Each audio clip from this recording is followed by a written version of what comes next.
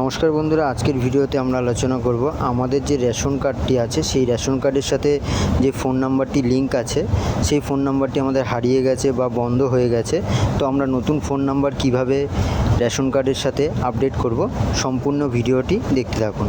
তো প্রথমে আমাদের ফোনের ক্রোম ব্রাউজারটি আমরা ওপেন করে নেব।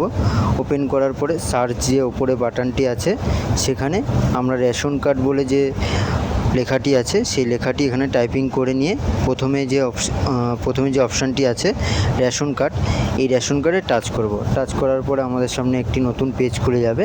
এখানে সিটিজেন হোম বলে যে লেখাটি আছে সেই লেখাটির উপরে টাচ করব।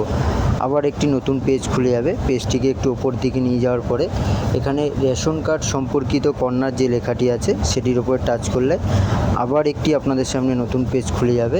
সেখানে লেখা রয়েছে রেশন কার্ড স্বসেবা বলে যে লেখাটি আছে এই লেখাটির উপর টাচ করলে আবার একটি নতুন পেজ খুলে যাবে। খুলে যাওয়ার পরে একটু পেজটাকে নিচের দিকে নিয়ে যাবেন। নিচের দিকে নিয়ে যাওয়ার পরে আপনাদের এখানে দেখতে পারবেন যে রেশন কার্ডের অনেকগুলোই অপশান আছে। তো নিচে যাওয়ার পরে এখানে দেখতে পারবেন যে রেশন কার্ডের আপডেট মোবাইল নাম্বার বলে যে লেখাটি চলে এসছে সেই লেখাটির উপরে টাচ করবেন। টাচ করার পরে আপনাদের যেই রেশন কার্ডের মোবাইল নাম্বার আপনারা আপডেট করবেন সেই রেশন কার্ডের নাম্বারটি আপনারা এখানে টাইপিং করবেন। আপনাদের ফ্যামিলির যে কোনো একটি রেশন কার্ডের নাম্বার আপনারা এখানে টাইপিং করবেন।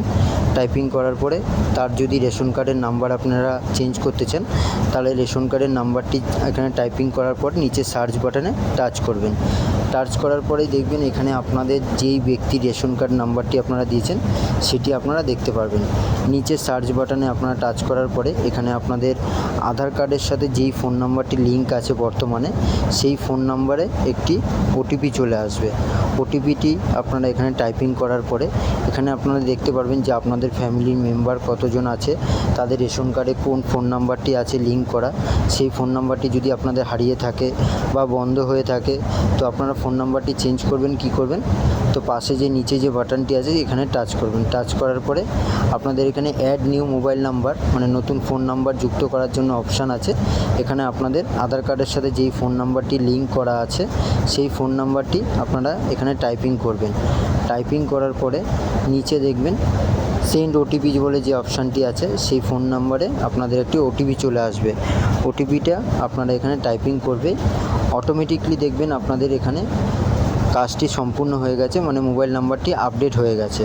তো এইভাবেই আপনারা আপনাদের নিজেদের ফোন থেকে ঘরে বসে আপনাদের রেশন কার্ডের সাথে নতুন ফোন নাম্বার আপডেট করবেন। তো ভিডিওটি ভালো লেগে থাকলে অবশ্যই লাইক করবেন আর বন্ধুদের সাথে শেয়ার করে দেবেন। ধন্যবাদ।